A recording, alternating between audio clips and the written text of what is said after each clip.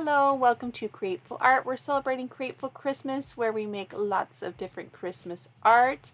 And today I would love to show you how to paint this really cute Christmas wreath on a card. It's so simple to paint and very relaxing. If you love making art and you're enjoying my tutorials, go ahead and hit that subscribe button and the bell next to it so you're notified whenever I make a new video.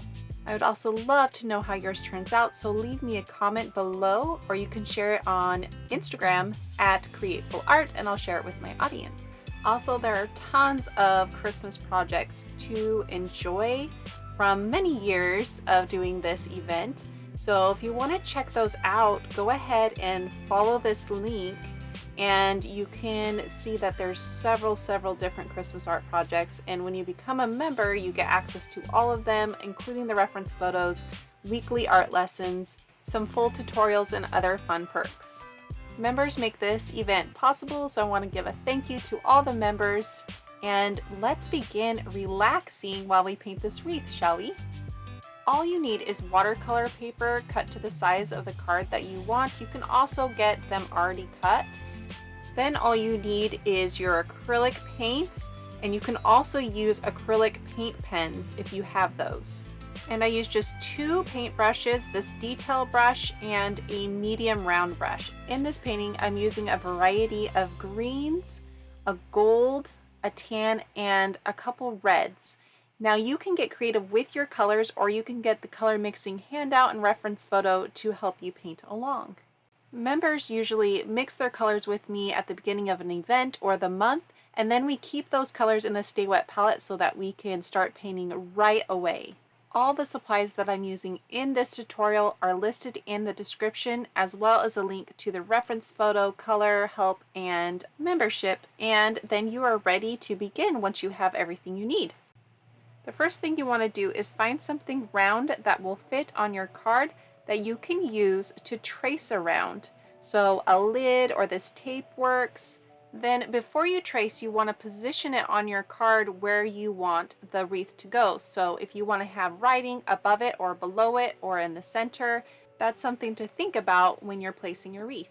Then you just need a tool to trace with. You can use your acrylic markers if you have those handy. A pencil is fine. Any writing tool with a fine tip will work. Then hold your round object in place and trace around it. You'll be going over this line, so don't worry about it being perfect.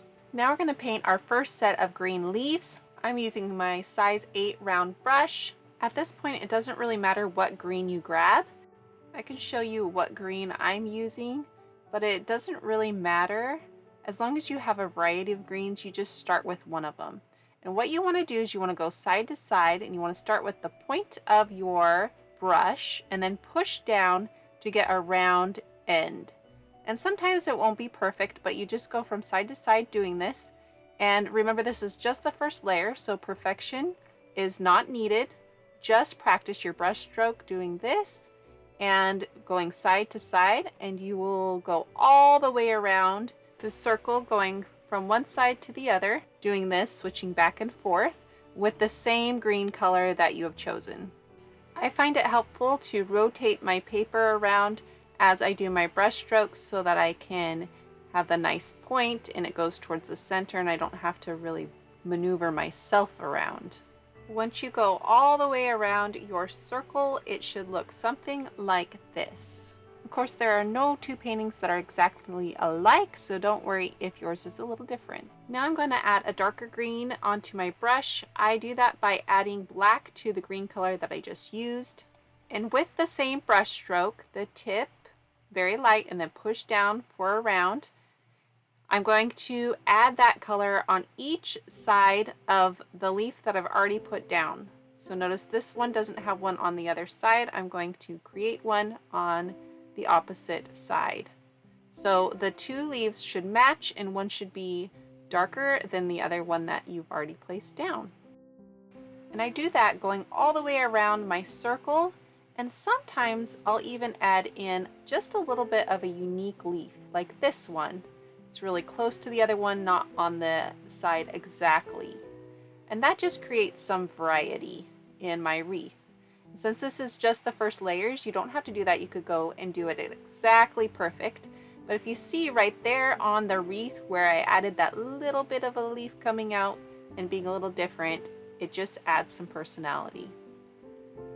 So go ahead and do that all the way around your wreath and add in a couple leaves that are just different. And this is a great time to be creative with how you're going to make them different. You can put them in a different location, like I just added right here, or you can make them a unique shape. And then once you've gone all the way around, it should look something similar to this. Now I'm going to grab a different green. This one's going to be lighter green and more in the yellow range, but you can use whatever green you want to use. It just needs to be quite different than the green that you've already placed down.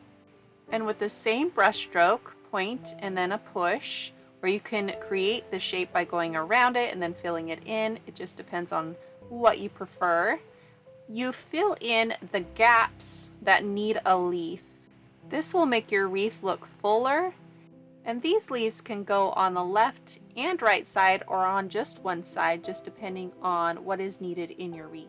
I also like to create a little bit of variety by making some of these leaves a little longer. It's just fun to give it variety, but you can do whatever you wish. Again, go all the way around your wreath, adding this leaf in color, and it will look something like this. Now we're going to want to overlap some of the leaves. So see how the leaves look like they're just on the left and right side? Well, there's going to be leaves that are sticking out right in the center where your line is at. I'm going to use a darker green that's a different color than what I have so far. And I'm going to add that color in a leaf down the center or close to the center, even if it's a little bit onto one side, in just a few places as I go around my wreath. Another thing I'm going to do is I'm going to start using different colors and different shapes of leaves. So notice how I just made that little leaf come towards the center and it's on the very, very edge. And I can do that on the other side as well. So basically all I'm doing is putting some leaves in different positions, not just on the left and right of a line. I'm putting some closer to the center, closer to the outside, pointing a little bit more in or curved a little bit more, and some that are just completely dead in the center, right on the line that we had created. And this will make our wreath more interesting to look at and also a little bit more on the realistic side. Once you've gone all the way around your wreath, adding in some fun leaves, then it should look fuller and something like this. Now what it really comes down to is your personal preference. If you want it to be fuller, then go ahead and add more leaves on the left and right side and in the center. Members, you can use the reference photo to help you place your leaves if you like the way that I have done it. But if you like your fullness of your wreath, you're ready for the next step. The next step is painting berries, and I'm just using the same brush, just a cleaned brush. And then what I'm going to do is just use the tip of my brush to make a circle. Just like that, and it doesn't have to be a perfect circle, and you can decide how big you want it. I like to just add my circles in random places on my wreath so that there's not too much of any type of pattern. I really enjoy randomness, so I'll have some different sizes. Sometimes I'll add 2 in a spot or 3. Sometimes I'll just have one big round one. You can add as many as you wish and get creative in this step. Once I'm done with my red balls, I will create a pink color. You can create a different type of red, maybe more on the yellow side, whatever you want to do. But I like to stick with my pink because that's what I want to do. And I add some of those around my wreath in random spots again, some small, some big. And sometimes I'm going to make them close to one of my red round ones, and other times they're just far away. So it just is fun to relax and just pick a spot, add the dot, and have fun.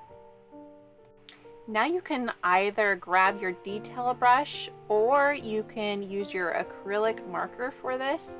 And what I'm doing is I'm adding black and maybe a little bit of red or brown onto my brush.